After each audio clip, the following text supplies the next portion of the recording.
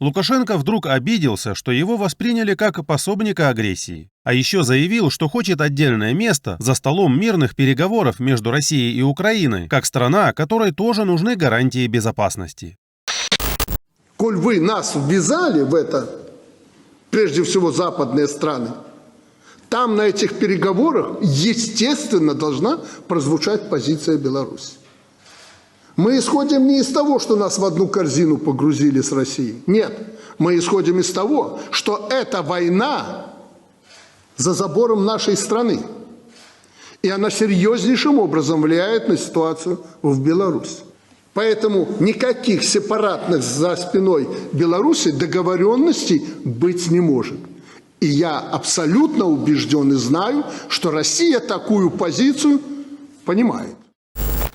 Есть большой соблазн высмеивать эти неуклюжие попытки восстановить свою субъектность. Но и интереснее их подоплека. Уже давно очевидно, что Лукашенко некомфортно в роли площадки для войны против Украины. Он сам преуменьшает масштаб использования территории страны и ее аэродромов. Эти факты замалчиваются в госсми, а ведь искренний союзник гордился бы своей ролью в спецоперации. Теперь же Лукашенко демонстрирует, что Минску неприятно, что его вообще перестали замечать как региональную единицу. Есть ли у Минска шансы снова найти какую-то свою, отдельную от России нишу? Если коротко, их очень мало. Планка сегодня слишком высока. Чтобы заинтересовать собой Запад, Лукашенко придется предложить что-то действительно геополитически ценное. Дела говорят громче слов, а дела тут простые. Белорусской территорией пользуются как проходным двором, и мало кто на Западе верит, что ключи от двора у Лукашенко. Более заметным шагом мог бы стать вывод из РБ всех российских войск. Но даже в этом случае Лукашенко пришлось бы позаботиться о том, чтобы снять главный раздражитель для разговора с собой, освободить политзаключенных и прекратить репрессии. Пока и первая, и вторая части уравнения выглядят совершенно нереалистичными. Первое – откровенная пощечина России. Второе – пощечина своим силовикам и пропагандистам, которые уже 2 года требуют еще больше крови врагов народа. Все это в сумме – серьезный риск дестабилизации для Лукашенко. Российской поддержки станет меньше, западная не придет. Санкции снимут не мгновенно, на свободе будут популярные лидеры протеста, а опричники будут дезориентированы. Но это если мы смотрим на ситуацию в статике, как сейчас. А если представить себе, что динамика процессов приведет нас к стремительно беднеющей и неохотно помогающей России, дефициту товаров из-за проблем с логистикой, дыре в бюджете, которую нечем затыкать, рекордной инфляции, банковскому кризису и остановке важных предприятий, то восприятие рисков у Лукашенко может тоже измениться. То, что сегодня кажется политически немыслимым, будет не таким уж смертельным вариантом на фоне альтернатив.